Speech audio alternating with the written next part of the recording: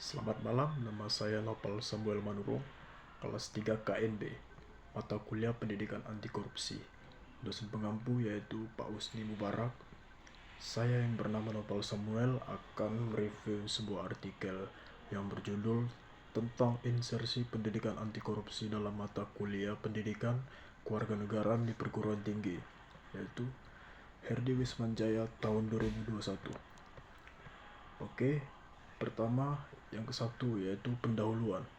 Artikel ini membahas bagaimana korupsi yang sudah menjadi masalah besar di Indonesia sebenarnya bisa dicegah sejak dini melalui dunia pekerjaan maupun pendidikan.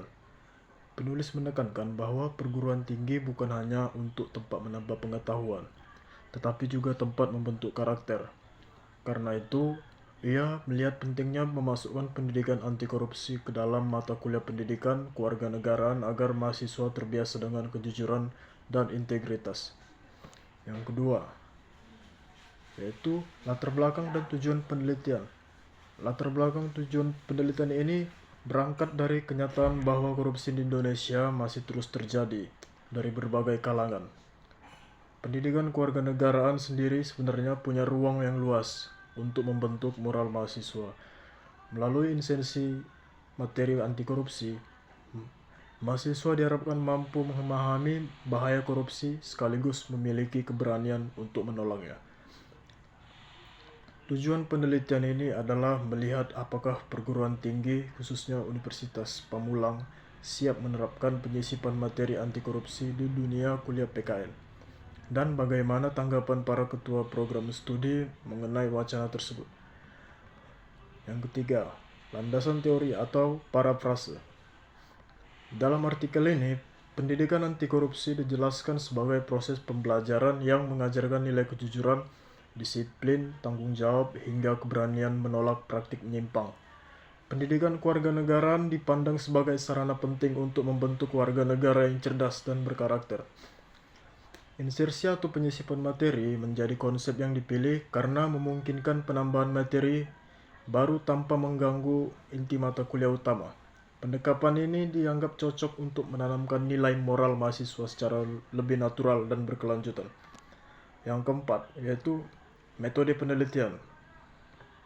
Penelitian ini memakai pendekatan kualitatif deskriptif. Penulis mengumpulkan data melalui analisis dokumen, wawancara mendalam, dan observasi lapangan para ketua program studi dari berbagai fakultas Universitas Pamulang menjadi narasumber utama. Melalui metode ini, penulis ingin menggambarkan bagaimana pandangan mereka terhadap penerapan materi anti korupsi dalam PKN. Yang kelima, inti pembahasan. Hasil pembahasan menunjukkan bahwa hampir semua ketua program studi mendukung gagasan insersi pendidikan anti korupsi dalam PKN. Mereka menilai pendidikan anti korupsi sangat penting, terutama untuk mahasiswa baru yang masih berada pada tahap awal pembentukan karakter. Banyak prodi juga melihat bahwa PKN sebagai mata kuliah wajib adalah tempat yang paling tepat untuk memasukkan nilai anti korupsi karena pembahasannya tentang berkaitan dengan moral, Pancasila, dan tanggung jawab warga negara. Walau begitu, ada beberapa catatan. Sebagai dosen, belum terbiasa menyisipkan materi baru ke dalam SAP, sehingga diperlukan penyesuaian dalam pelatihan. Ada juga perbedaan pendapat mengenai posisi materi anti korupsi. Apakah sebaiknya ditempatkan di awal perkuliahan atau pada bagian akhir? Namun secara umum, seluruh pihak menilai insersi ini sangat mungkin dan bermanfaat. 6. Kesimpulan. Penulis menyimpulkan bahwa pendidikan anti korupsi sangat layak dan relevan untuk dimasukkan ke dalam mata kuliah PKN. Dukungan datang dari seluruh ketua program studi dan penerapannya dipandang bisa membantu perguruan tinggi menanamkan integritas kepada mahasiswa sejak awal. Artikel ini bermanfaat bagi universitas, dosen, dan mahasiswa, terutama sebagai langkah memperkuat budaya anti korupsi di dalam lingkungan kampus. Ketujuh, kelemahan artikel. Walaupun membahas topik yang penting, penelitian ini hanya dilakukan satu kampus sehingga hasilnya belum mencerminkan kondisi perguruan tinggi secara luas. Selain itu, penelitian ini belum menyertakan data kuantitatif dan masih bergantung pada wawancara sehingga sifatnya lebih deskriptif.